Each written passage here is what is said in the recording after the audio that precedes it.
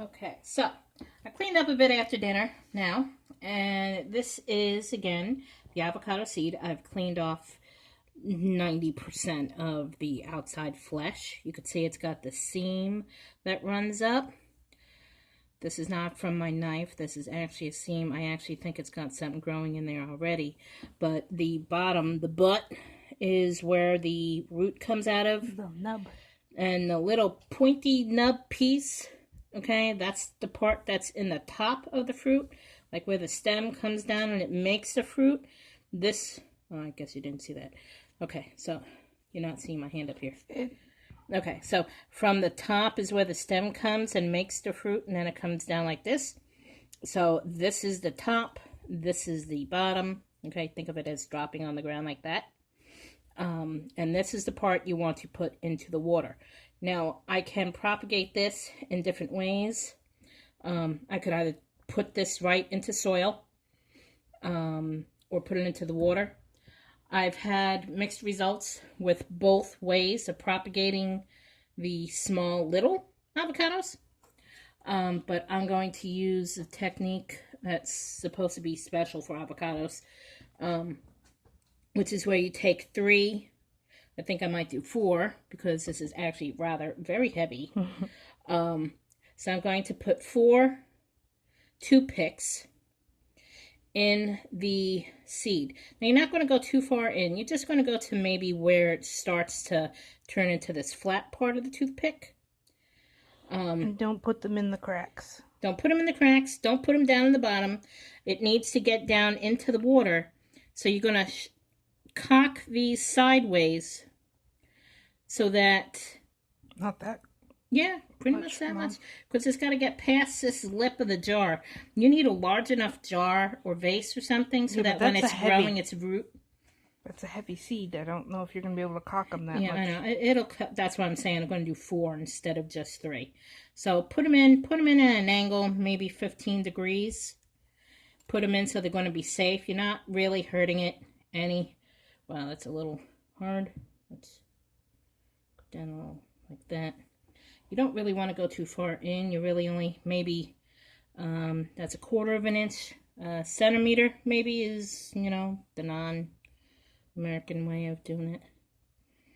Okay, I'm going to go in again.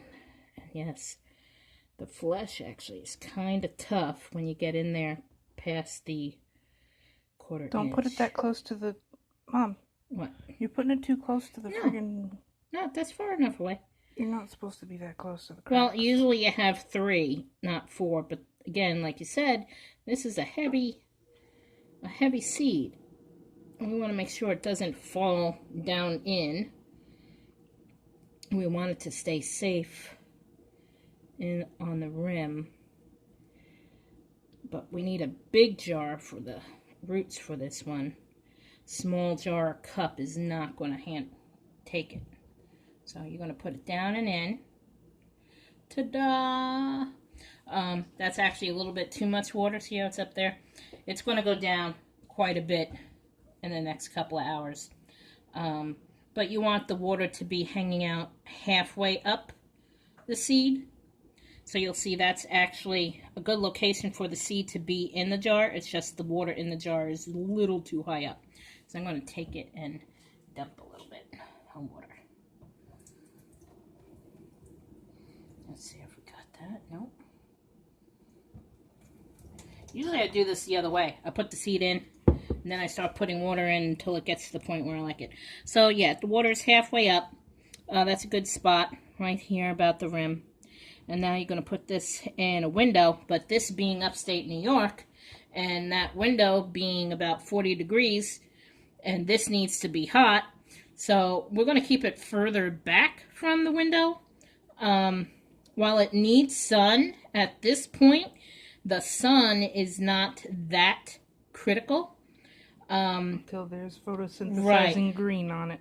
So once the stem comes up and it actually has some good leaves on it, it's not utilizing the sun. It's utilizing the energy that's stored within the seed itself. That's why the seed is so big. So we have maybe 2 months to go before it's going to be to that point. They're not seeing any of my hand movements here, Tara. Here they are.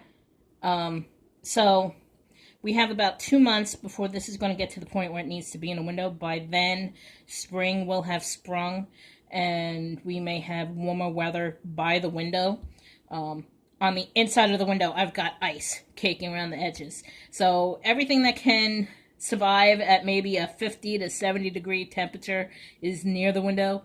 Everything that needs to be warmer is actually further away from the window, so the cold from the window does not actually affect it as much.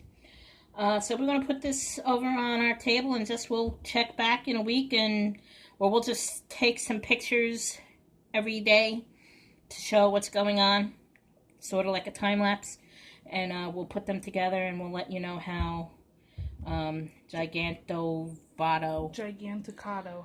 Giganticado? Yeah. Okay, Giganticado.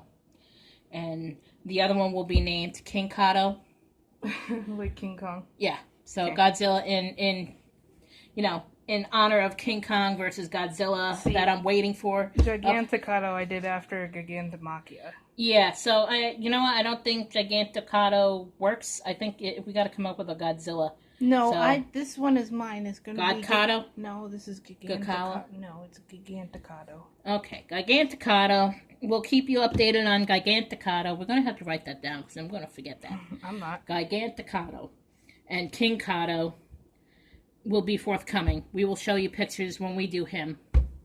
And then we will have them side-by-side comparison and see who grows up first and wins. But we will put the other avocados near it too, so you see the size of those trees.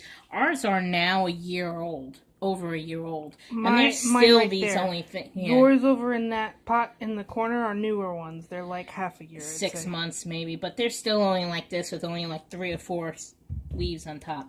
So stay tuned. We're going to start our plants in the house introduction video soon.